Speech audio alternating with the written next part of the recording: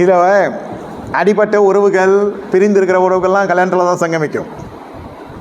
அதாவது கல்யாணன்றது அதான். இவன் கல்யாணத்தில் நாங்கள் பிரிஞ்சவனும் சொல்லுவான், இவன் கல்யாணத்தில் சேர்ந்தவனும் சொல்லுவான். இங்கே பிரிஞ்சது திரிஞ்சதெல்லாம் ஒன்றும் இல்லை. இது இயேசு கல்யாணம், தலையிடுற கல்யாணம், இயேசு இருக்கிற கல்யாணம். பற்றாக்குறைக்கு மட்டும் இயேசு இல்லை, பலிக்கு பெருகிறதுக்கு மட்டும் இயேசு இல்லை, மீதியான நாட்களெல்லாம் நல்லா இருக்கணும் நமக்கு. அந்த ரசம் குடிச்சிட்டு போனவன் நல்லா இருக்குன்னு சொல்கிறதுக்காக சொல்ல, சுத்திகரிக்கிறது எவ்வளோ கண்டென்ட் தண்ணி பாருங்கள். 2-3 குடம் ஒரு கற்சாடியில், 6 கற்சாடி இருக்குது, 18 குடம் தண்ணி தான் அங்கே வைக்கப்பட்டது. சரி, அப்புறம் கூட அதை மாற்றிருக்கலாம். அப்போ ஜார்ஸ் அதிகமாக இருக்கணும் இல்லையா? நிறைய பேர் வந்தால் யோசித்து பார்க்கணும். 8 ஜார் இருந்திருக்கலாம், 6 கற்சாடி வேணாம், ஒரு 60 கற்சாடி இருந்திருக்கலாம். நிறைய ஜனம் தான். அவன் டிசைட் பண்ணிட்டான் இவனை தான் கூப்பிடணுன்னு. அதான் விஷயம். இங்கே 6 கற்சாடி போதும்யா, 18 குடம் தண்ணீருக்கு ஏற்ற ஜனங்க இருந்தால் போதும். சரி, அந்த தண்ணீரை கற்சாடிகளில் நிரப்புங்க. எது சுத்திகரிக்க பயன்பட்டதோ அதில் தான் அற்புதம் நடைபெறும்.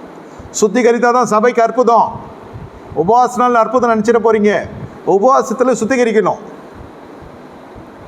தாங்குமா? ரத்தத்தினாலும் நான் சுத்திகரிச்சுட்டேன், இப்போ வார்த்தையினாலும் சுத்திகரிக்கப்படணுமே, ஆவியினாலும் சுத்திகரிக்கப்படணுமே, உபதேசனாலும் சுத்திகரிக்கப்படணுமே, திருவிழானாலும் சுத்திகரிக்கப்படணுமே. ஒரு சுத்திகரிப்போட முடியாது விசுவாசிக்கு. இது ஒருவேளை புது சத்தியமாக இருக்கலாம் ஊடகத்தில் கேட்குறவங்களுக்கு. இதுதான் உண்மையான தேவனுடைய வார்த்தையை நான் சொல்லுகிறேன். கல்யாணம் ஆகலை, எப்போ கல்யாணம் ஆகும்? இப்படியெல்லாம் ஆச்சுன்னா சாதாரணமாகவே ஆக மாட்டேங்குது. இன்னும் இப்படியெல்லாம் பண்ணால் என்ன ஆகுறது?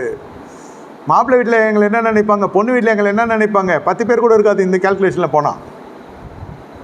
நம்ம அனாதைகள் நினைப்பாங்களா, அகதிகள் நினைப்பாங்களா, இல்லை இது உண்மையான குடும்பம்னு நினைப்பாங்களா, இல்லை இது குடும்பத்துக்குள்ளே எதுனா அந்த கரை இருக்குதுன்னு நினைப்பாங்களா? எதுவுமே நினைக்க மாட்டாங்க. உங்களுக்கு பட்சத்தில் இயேசு வந்துடுவார். அப்போது குறைகளெல்லாம் நிறைவாக்கும். உங்கள் பட்சத்தில் இயேசு இருந்தால் போதும். நமக்கு விரோதமாய் நிற்பவன் யார்? வாலிப பிள்ளைகளை வைத்திருக்கிறவர்களே, இந்த செய்தி உங்களுக்கு தீர்க்க தரிசனமாக இருக்கட்டும். நடு வயதில் இருக்கிறவர்களே, வரும் நாட்களில் பிள்ளைகளுக்கு இதை புகட்டி வளங்க. இப்போதுலேருந்தே அந்த உறவு முறைகளெல்லாம் துண்டிக்க கற்றுக்கொள்ளுங்க. என்ன துண்டிக்கிறது? துன்மார்க்கம் வேணாம், பாவி வேணாம், பரியாசக்காரர் வேணாம், மாறுபாடுள்ளவன் வேணாம், ரத்த பகைஞ்ச, அதாவது ரத்த பிரியன் எனக்கு வேணாம். ரத்த பிரியன் தேவனுக்கு பகைஞ்சேன், அண்ணன் நொண்ணே, அவன் இவன், மாமே மச்சான்னு, அதெல்லாம் உண்மையாக இருந்தால் கூட பரவாயில்ல. துன்மார்க்கேன் ஆனாலும் அழிச்சின்னு கல்யாணத்தில் வந்து கிராண்டாக பண்ணுறேன்னு நம்ம படுகொழியில் போயிடும். கண்களை மூடி கத்தை நோக்கி பார்ப்போமா?